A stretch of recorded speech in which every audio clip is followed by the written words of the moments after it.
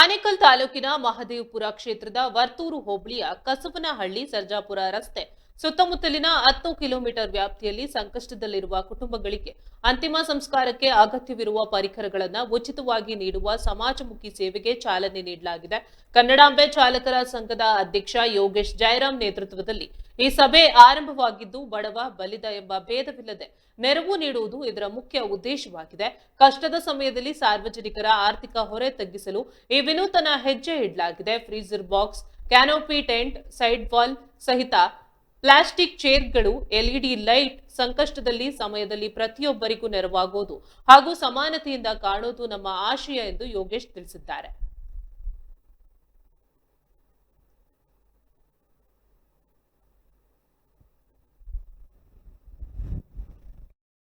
ಕಾರ್ಯಕ್ಕೆ ಕೈ ಜೋಡಿಸಿದಂತ ಎಲ್ಲರಿಗೂ ಸಪ್ರೇಟ್ ಆಗಿ ಹೆಸರು ಹೇಳಕ್ ನನ್ನ ಇಷ್ಟ ಅಲ್ಲ, ಅದಕ್ಕೆ ನನ್ನ ಹೆಸರು ನಮ್ಗೆ ಹೇಳ್ತಾ ಇಲ್ಲ.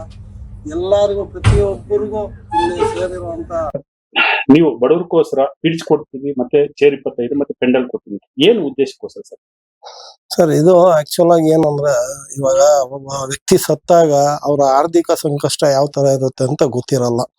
ಸೊ ಇವಾಗ ಹಾಸ್ಪಿಟಲ್ ಸುಮಾರು ದಿವಸ ಹಾಸ್ಪಿಟಲ್ ಇರ್ತಾರೆ, ಹಾಸ್ಪಿಟಲ್ ಖರ್ಚು ಮಾಡ್ಕೊಂಡಿರ್ತಾರೆ. ಅಂತ ಸಂದರ್ಭದಲ್ಲಿ ಏನಂದ್ರೆ, ನಾವು ಒಂದು ಸೇವೆ ಆಗಿ ಮಾಡಬೇಕು ಅಂತಂದಾಗ ಆ ಫ್ರೀಜರ್ ಬಾಕ್ಸು ಮತ್ತೆ ಈ ಟೆಂಟು ಮತ್ತೆ ಚೇರ್ಗಳು ಏನಿದೆಯೋ ಅದು ಹೆಚ್ಚು ಕಮ್ಮಿ ಒಂದು 5,000 to 6,000 ರೂಪಾಯಿವರೆಗೂ ಆಗುತ್ತೆ.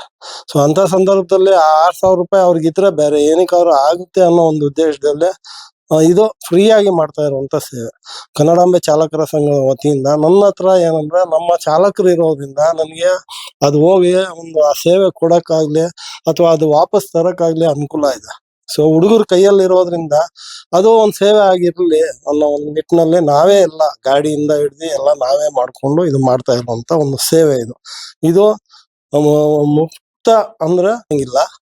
ಯಾರೇ ಆಗಿರ್ಲಿ ಸರ್ಜಾಪುರ ರಸ್ತೆ ಸುತ್ತಮುತ್ತ ಅಂದ್ರೆ ಹದ್ದು ಬಸ್ತಲ್ಲಿ ಒಂದು 10 ಕಿಲೋಮೀಟರ್ ಅಂತ ಇವಾಗ ಇದೀವಿ.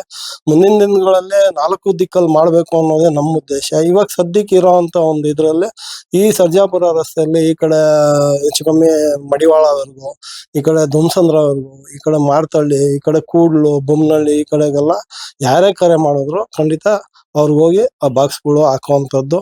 ಟೆಂಟು ಮತ್ತೆ